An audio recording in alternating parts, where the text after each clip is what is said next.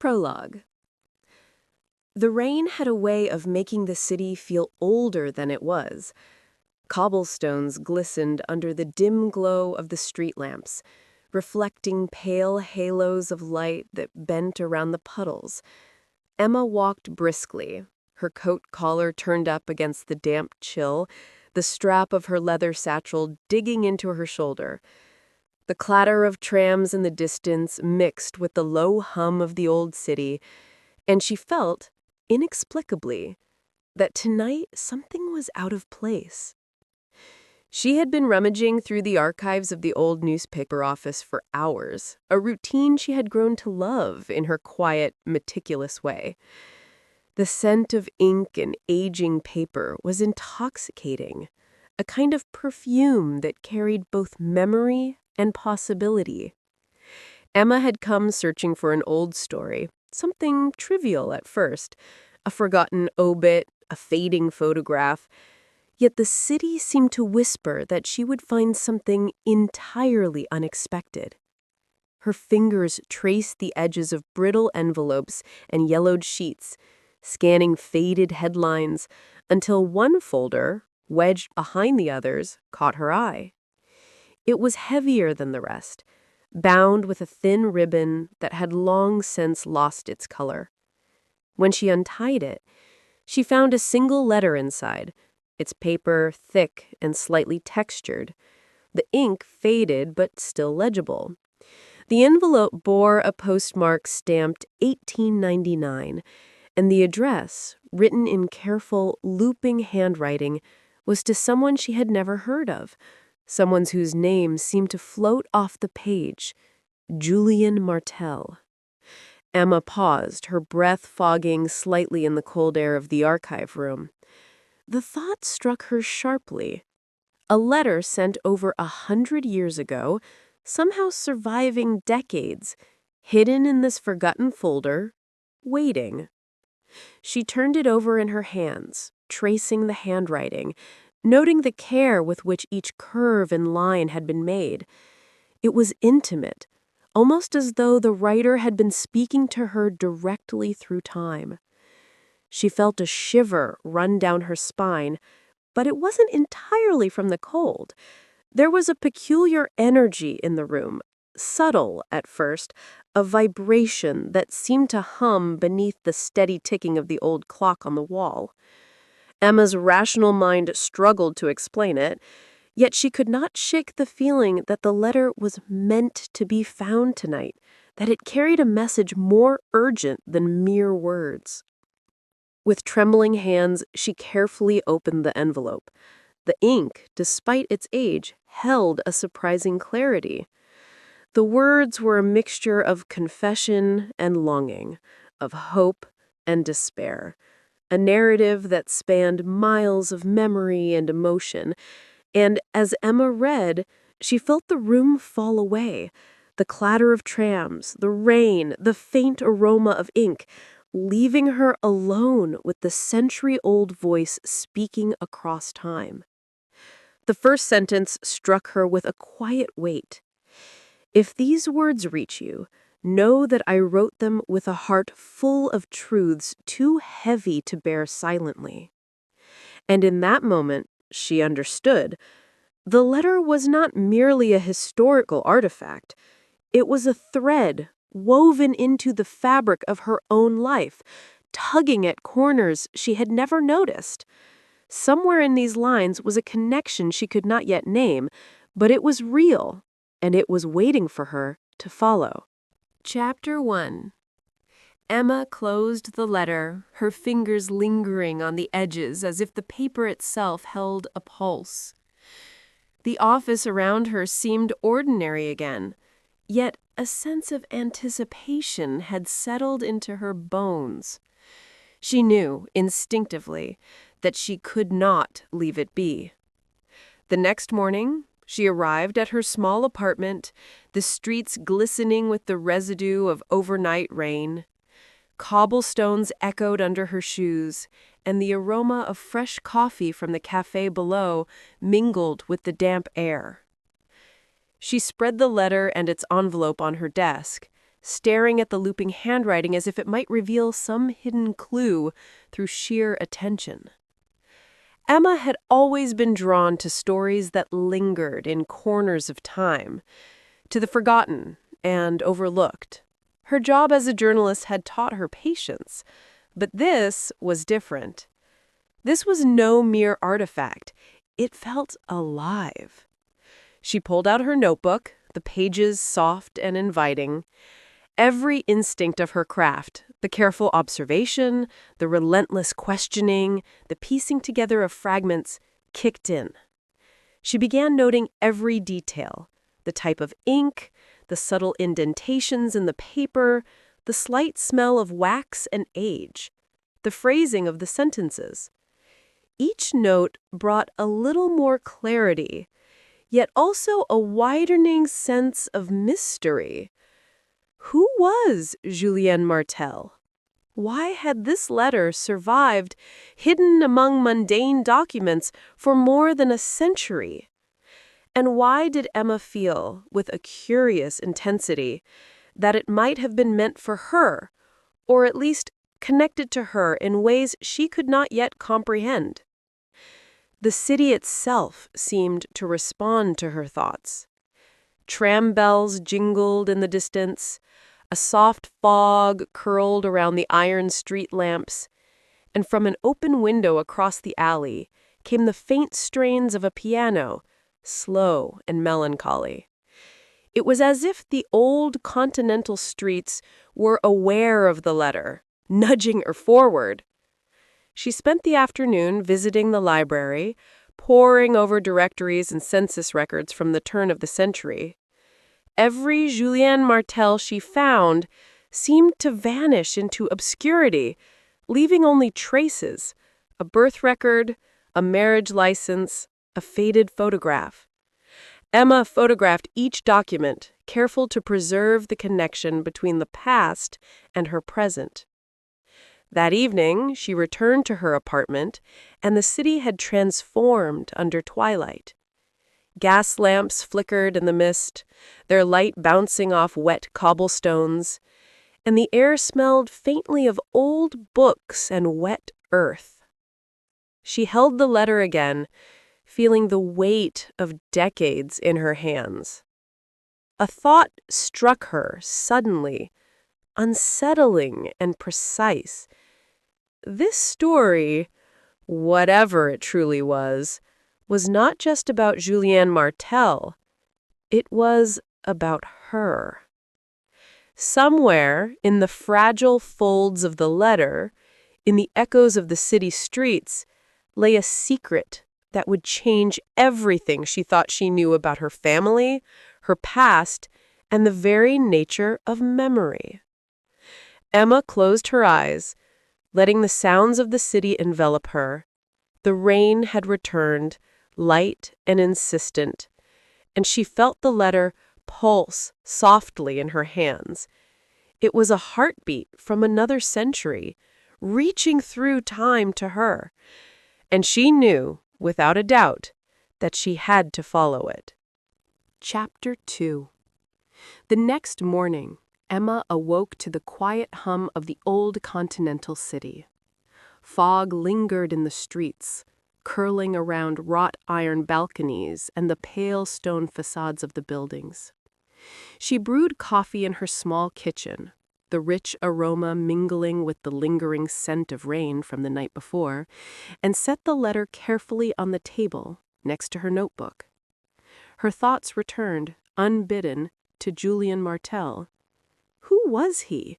What had compelled him to write this letter, so desperate that it had survived a century, hidden away, waiting for someone to find it? And somehow, instinct told her that this was no ordinary mystery. The letter carried echoes of her own family, threads that stretched farther than she could yet see.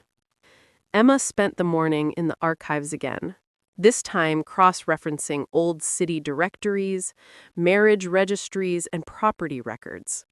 The further she dug, the more she realized how tightly woven the past had been into the streets she walked every day.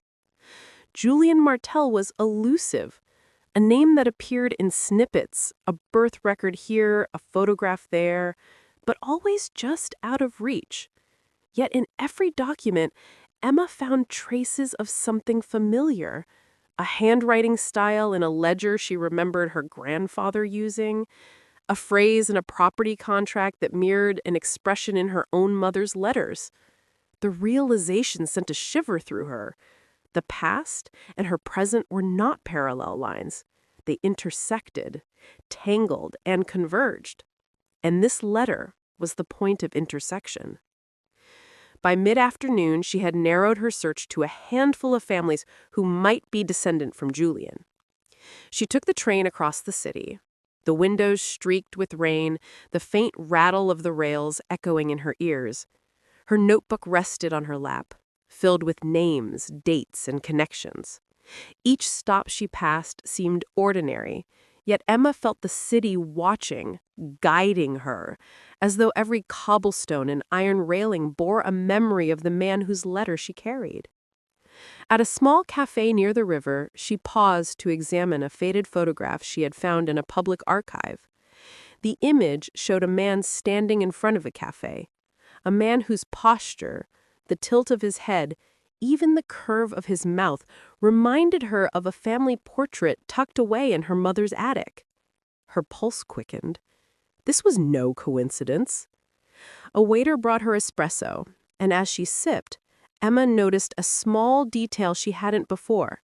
A shadow in the photograph seemed to stretch unnaturally, almost like it was reaching beyond the frame. She frowned. Was it a trick of the light or something else? Her fingers traced the outline of the man in the picture. Something about the photograph made her heart ache, a sense of longing she couldn't name. Returning home, she began to map out the connection she had discovered. The streets, the families, the documents.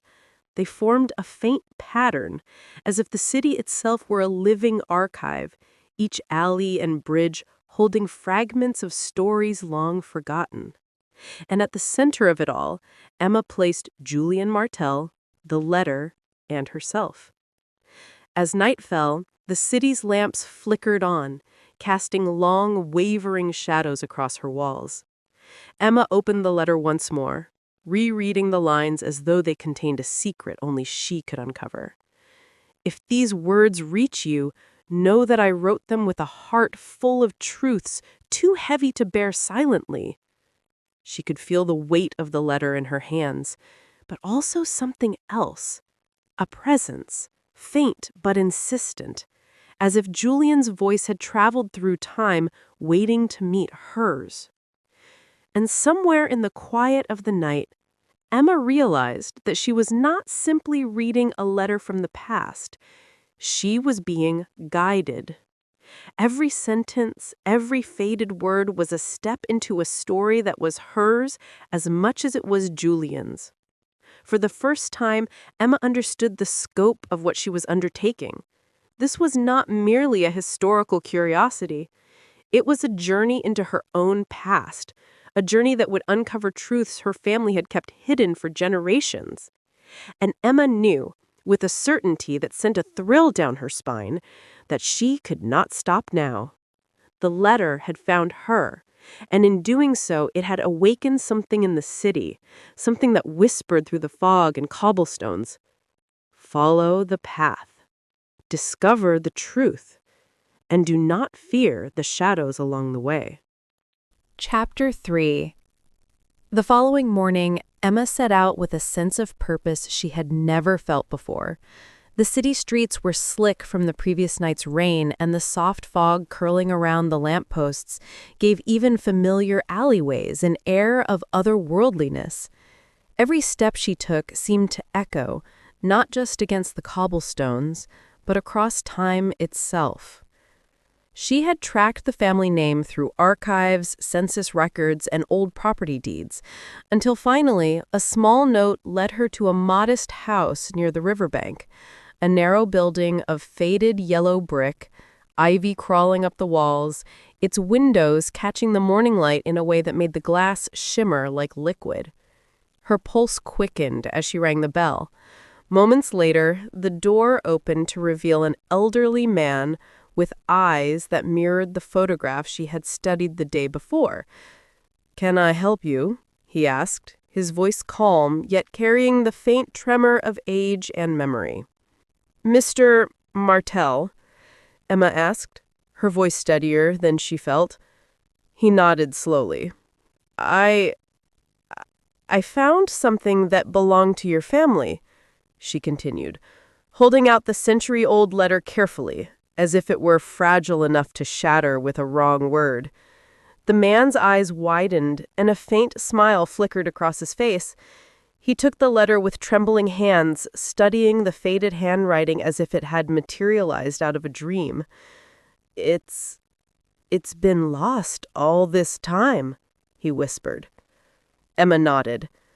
"I believe it was meant to be found," she said softly, feeling a chill brush her spine, like the whisper of someone watching just beyond the window. They sat together at a small wooden table, the letter between them, and he began to recount what he knew of Julian. A man of quiet character, careful with words, a writer of letters. He had disappeared mysteriously one winter night, leaving little more than fragments of his life.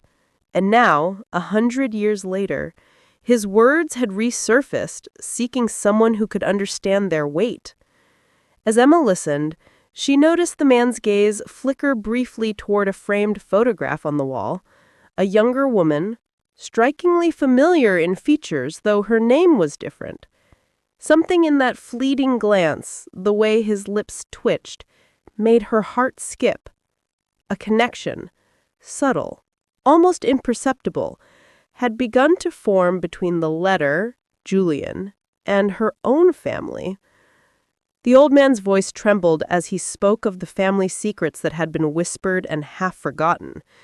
Emma's mind raced, names she had seen in her mother's letters, dates in her own journal, coincidences that were suddenly too precise to ignore.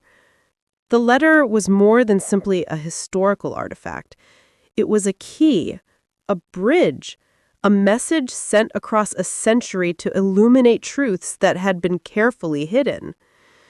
She asked him if there were any other letters, journals, or belongings of Julian that had survived. He hesitated, then produced a small wooden box covered in dust from a cabinet behind him.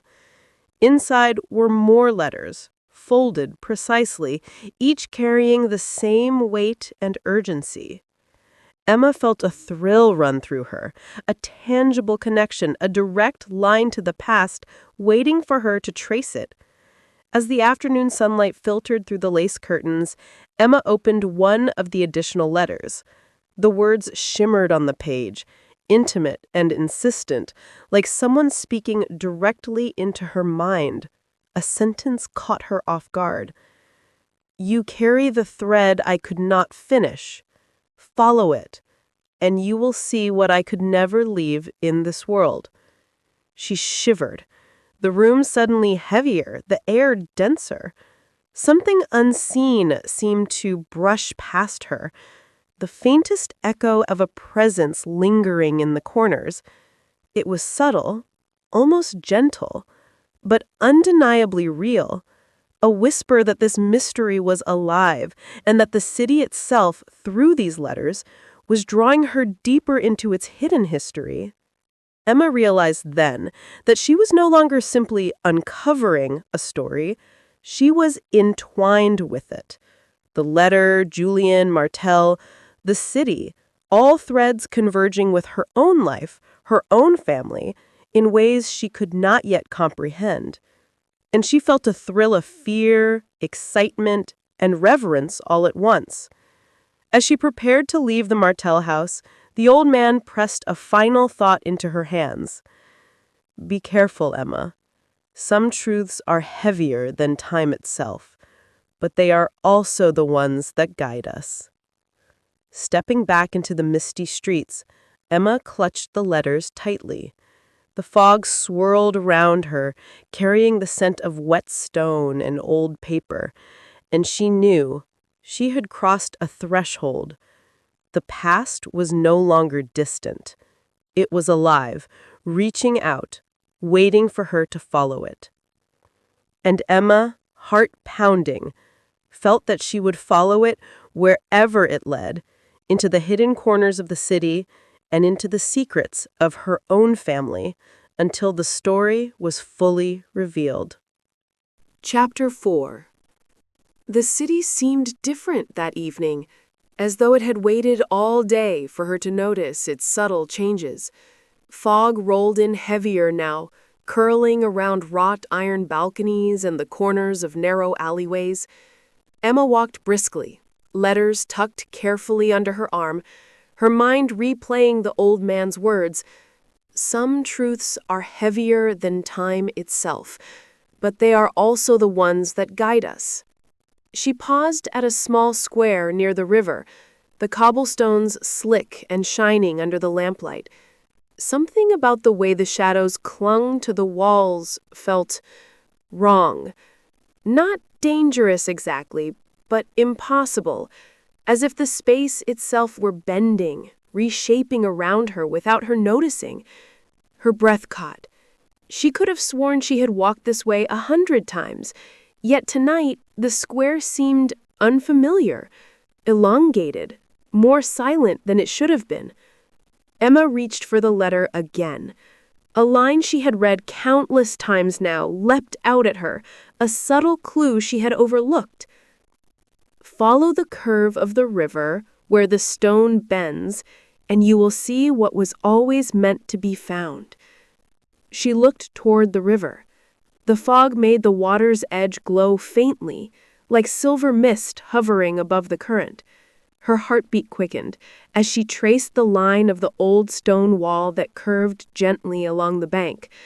Something about it seemed deliberate. As she stepped closer, the air shifted. A faint vibration hummed through the cobblestones beneath her shoes. The hairs on her arms rose, and the world seemed to thin at the edges, leaving only the fog, the river, and the letters she carried. Emma paused, her rational mind struggling to explain it, and then she saw it. A shadow moved along the bend of the stone wall. It was not a person, not quite, yet it mimicked human gestures, folding and stretching in ways that felt alive. The letters in her hand seemed to thrum softly, as if resonating with the presence. Her pulse raced. This was the first unmistakable sign. The city itself was listening. Emma followed the shadow carefully, her steps tentative but deliberate. It led her to a narrow archway she had passed countless times before, a forgotten passage between two buildings that now seemed charged with energy. Stepping inside, the streetlights dimmed, the fog curling tighter, and the letters pressed against her chest like a talisman. Inside, she found what could only be described as a small courtyard, hidden from the main streets. The walls were lined with moss and ivy, and in the center, a single stone fountain gurgled faintly. The water shimmered unnaturally, reflecting images that did not belong, flickers of people she had never met, streets she had never walked, faces half remembered from old photographs. Emma's breath caught. It was as though the fountain held a memory of the city itself, a memory tied inextricably to Julien Martel, and now, somehow, to her. She knelt beside it, tracing her fingers through the cool water. The ripples carried shapes and forms, flickering with images of letters, names, and dates she recognized. She realized with a growing sense of awe that each of Julien's letters was not merely written on paper, it was infused with fragments of time, impressions that lingered, waiting to guide her. Emma leaned back, her mind racing. The city had led her here, the letters had guided her, and somewhere beneath it all, she felt the pulse of her own family story intertwining with Julien's, the past reaching across the decades to meet the present. As the fog thickened around the courtyard, she knew one thing with absolute clarity. This was only the beginning. Every letter, every shadow, every whispered echo of the city was a step deeper into a mystery she was now inextricably a part of. The fountain's water shimmered once more, reflecting the moonlight. Emma clutched the letters tightly, feeling a quiet thrill of fear and wonder. She could not yet see the full path, but she knew. She was meant to follow it. And she would. Chapter 5. Emma did not sleep that night. The fog had settled deep over the city, curling around lampposts and rooftops like a living thing, and even from her apartment window, she felt its presence pressing in. She traced the lines of Julian's letters again, letting the words roll over her like a tide, and noticed a pattern she had missed before. A subtle repetition of dates, places, and phrasing that seemed to point to something tangible, yet impossibly distant. Early the next morning, she returned to the courtyard by the river.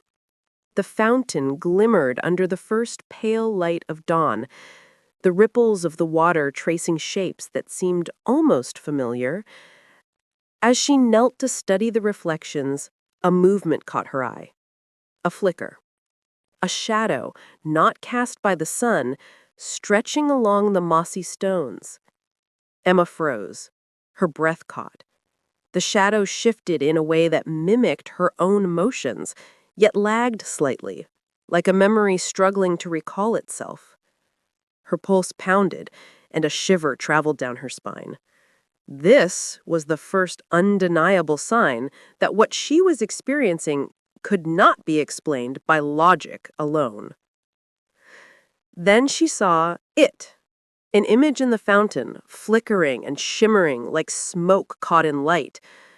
A woman's face appeared, her own, but younger, with subtle differences, framed in an era long before she was born. The eyes, however, were unmistakably hers. She leaned closer, and a whisper seemed to float from the water, a voice, not entirely audible, yet unmistakably intimate. You carry what I could not leave behind. Her hands trembled. She understood suddenly that the letters were not simply messages. They were fragments of consciousness, echoes of Julian's world intertwined with hers. The city, the fountain, even the letters themselves had become conduits linking past and present, memory and blood, destiny and choice. Emma stepped back from the fountain, heart racing. She gripped the letters, feeling a pulse, almost like a heartbeat, as though Julian's words themselves were alive. The fog shifted, curling around her, carrying with it a faint scent of ink and damp earth, familiar yet impossible to place. It reminded her of something her mother had once whispered about their family.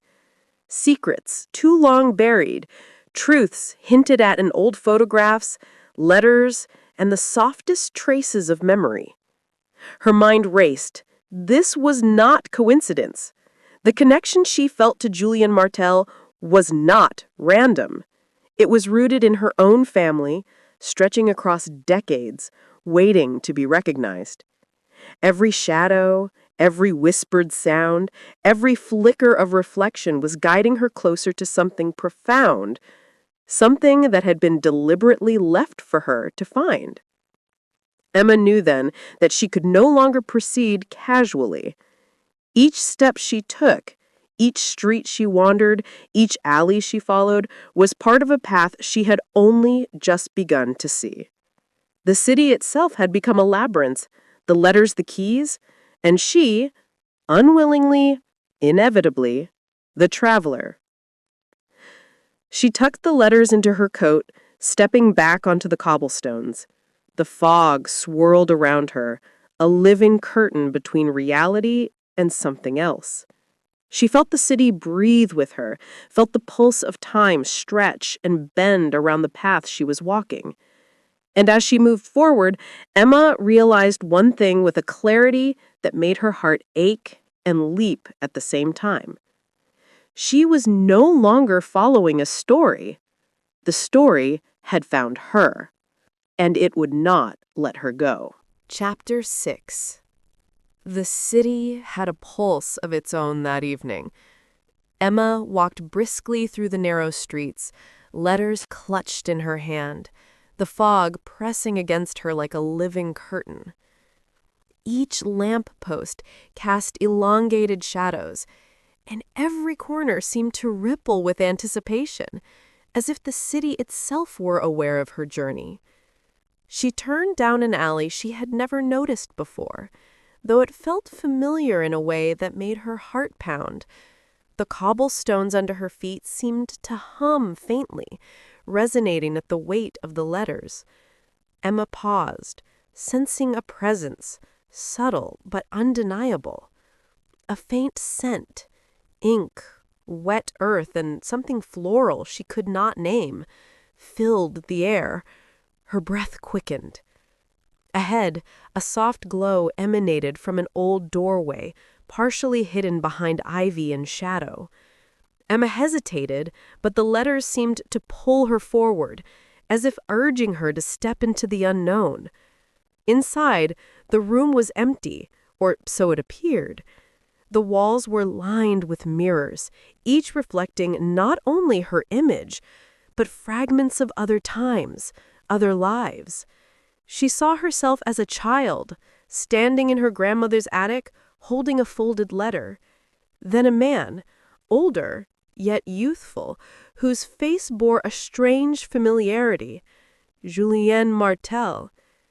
Emma's knees weakened. She blinked, and the images shifted, twisting and overlapping. The mirrors reflected scenes she had never witnessed, yet instinctively knew. Her own family history, hidden and fragmented, intertwined with Julien's life, with the city, and with the letters that had guided her here.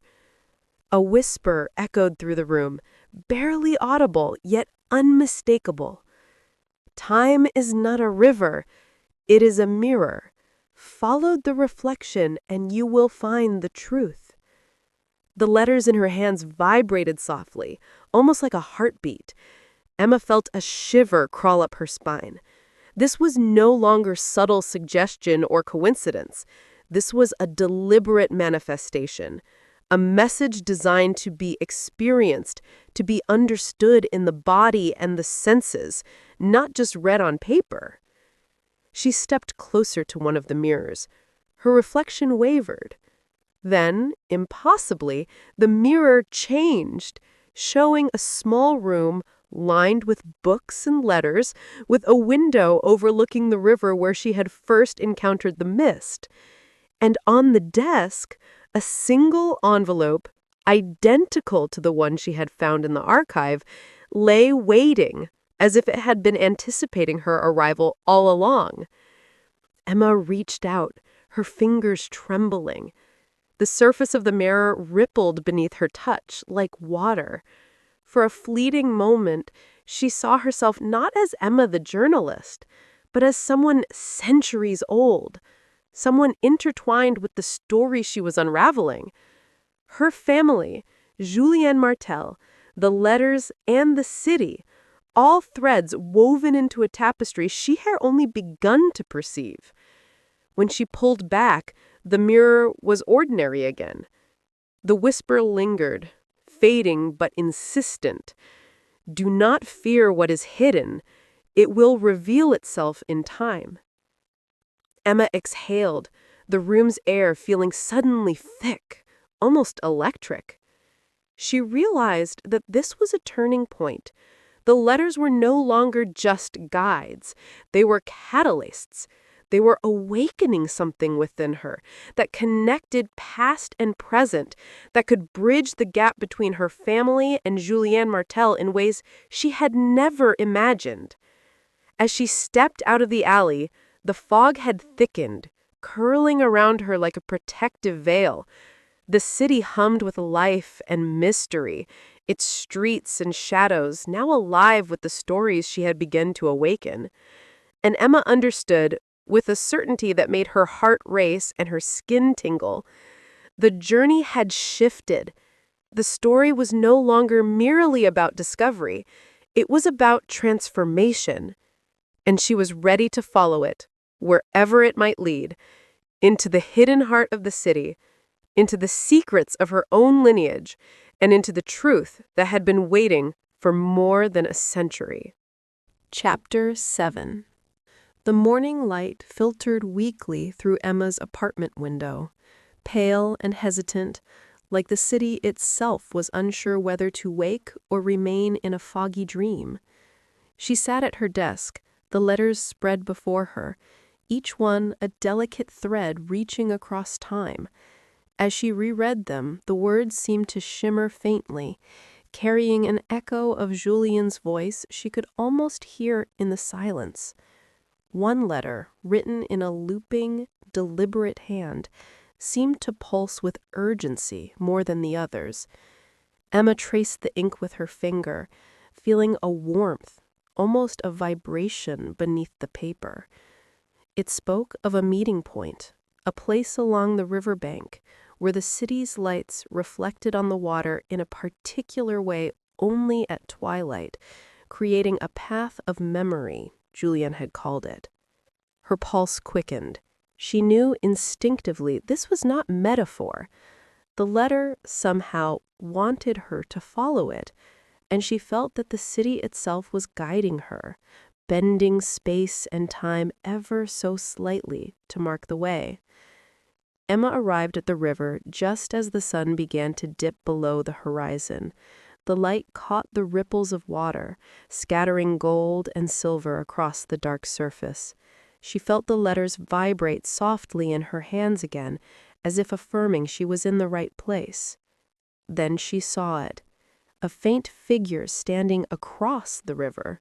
It was not fully formed, a shimmer, a silhouette, yet it was unmistakably human.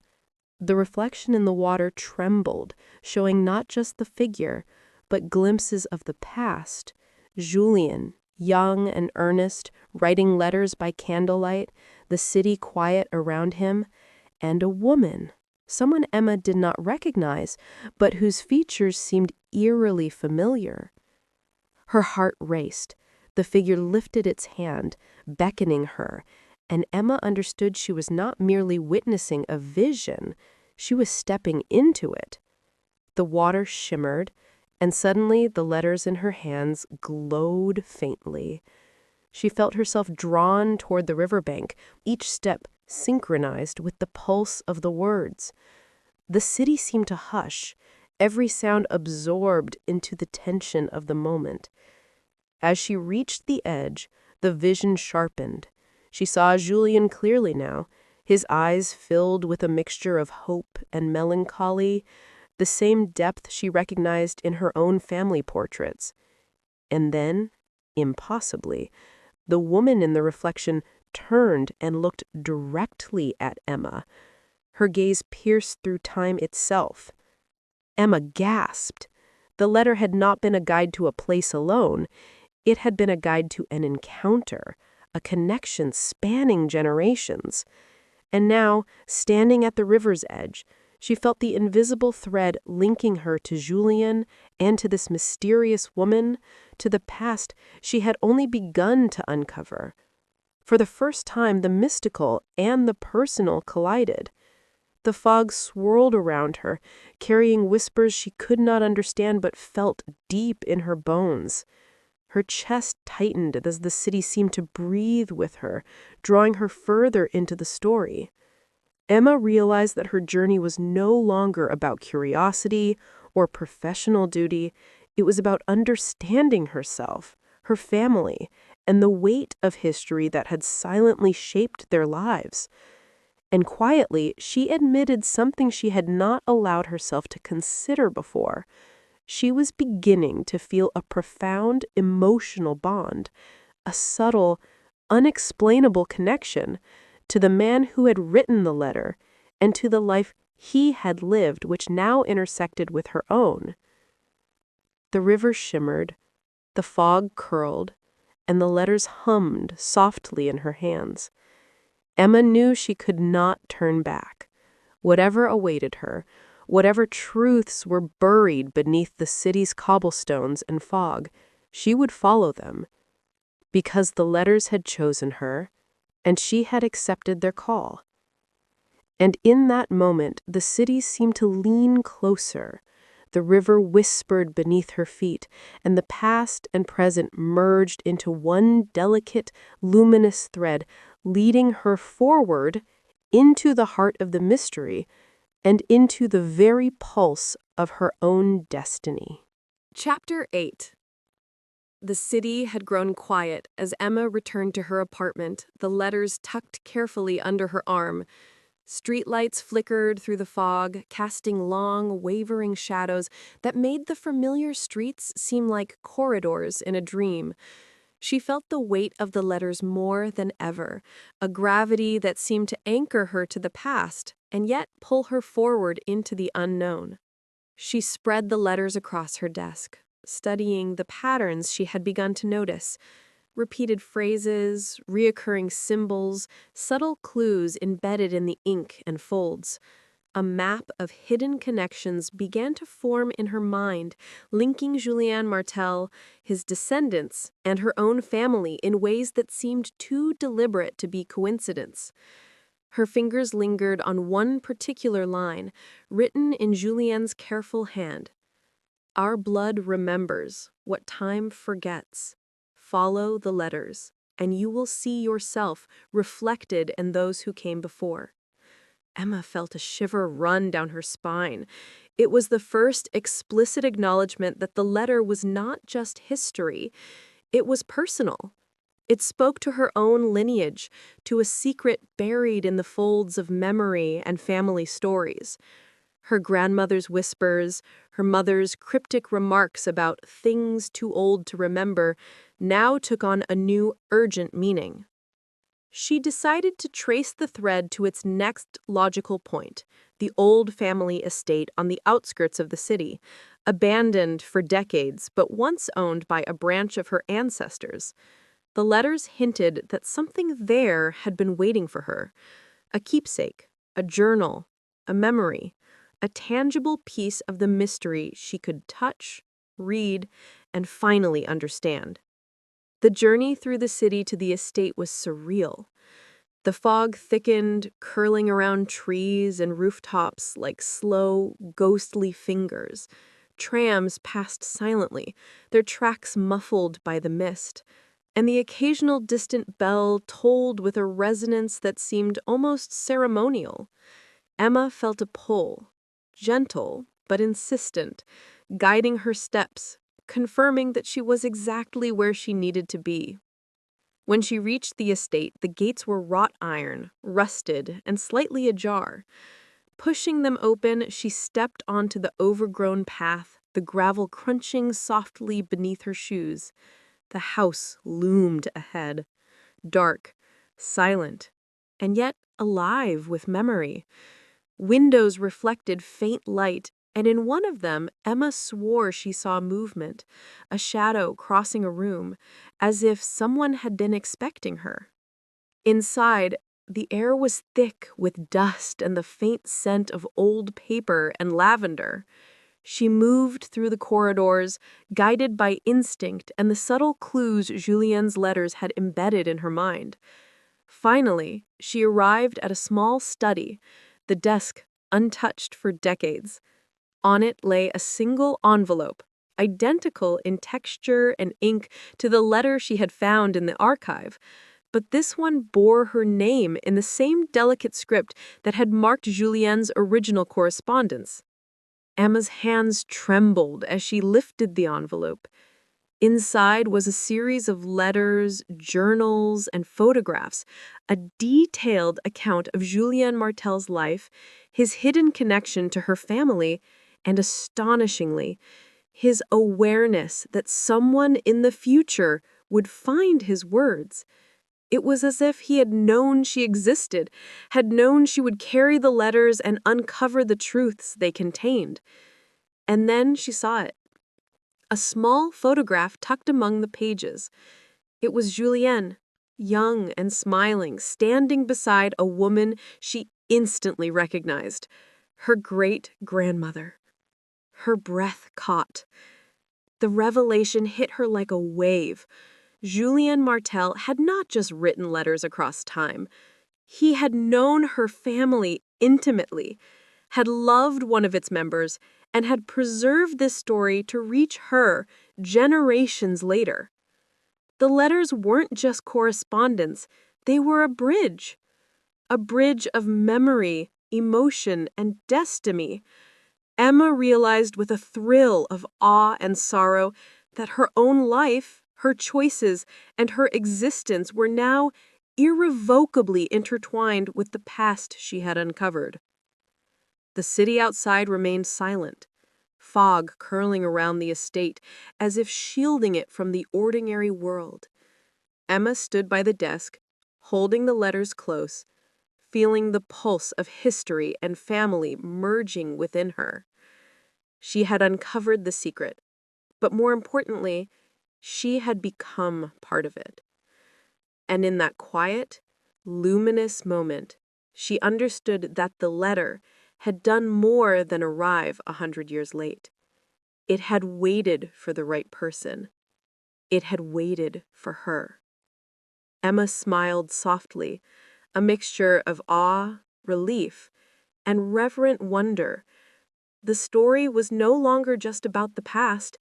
It was about her, about love, about the delicate threads of fate that bind generations together.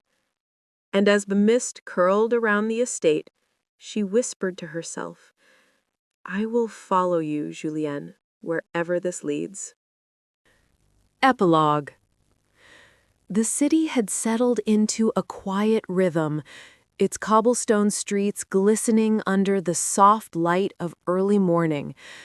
Emma stood at her apartment window, letters spread across her desk like fragments of a life she had only just begun to understand. The fog had lifted, leaving a crisp clarity in the air, and for the first time in weeks, the world felt still, as if it had been holding its breath while she unraveled the century-old mystery. She picked up the last letter, its edges worn, the ink faded but resolute. Julien Martel's words seemed to hum softly, carrying the weight of time and the intimacy of a life once lived, now reaching across decades to touch hers. You carry the thread I could not finish. Remember us, and let your life weave what I could not.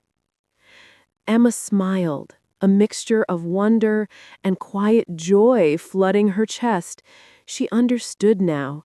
The letter had not only told her a story of love, of longing, and of secrets buried in time, it had chosen her as a keeper, a witness, and in doing so had offered her a bridge between past and present, between memory and life, between history and destiny.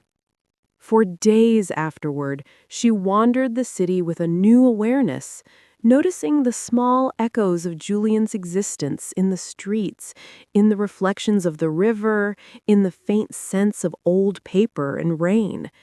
Every corner, every archway, every flicker of light seemed to carry a memory, a whisper of the lives that had preceded her, and she felt with a profound certainty that she was never truly alone in this world, that the past, when preserved with love and care, could reach forward and shape the present.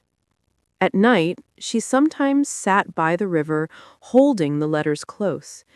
The fountain in the hidden courtyard shimmered faintly under the moon, reflecting shadows and light, memory and presence. Emma could feel the pulse of time there, steady and enduring, as though Julien and the life he had touched were not so far away. And yet, she knew that the true gift of the letters was not the story itself. It was the connection they had created. It was the knowledge that love, hope, and memory could transcend decades, survive in hidden folds of paper and heart, and find their way to the right person at the right moment. Emma folded the last letter carefully, placing it back in its envelope. She tucked it into her satchel, a talisman of history and a promise of continuity. The city exhaled around her, quiet and serene. And in that calm, she understood. Life was a series of threads, woven together across time, some visible, some hidden, all leading her to this moment of clarity and peace. She turned from the window, feeling a sense of completion, yet also anticipation, for stories yet to be written, for love yet to be discovered, for mysteries yet to unfold. And somewhere, deep in the folds of time, she felt a gentle acknowledgement from Julian Martell, as if his voice whispered softly across the decades, "You have found me, and in finding me, you have found yourself." Emma smiled, closing her eyes, letting the city, the letters, and the lingering mist embrace her. The story had reached its end, but the connection it created would endure, eternal, subtle, and luminous, like a thread of light stretching across 100 years, waiting for the next hand to hold it. And in that quiet, suspended moment, Emma knew the past had not simply arrived, it had come home.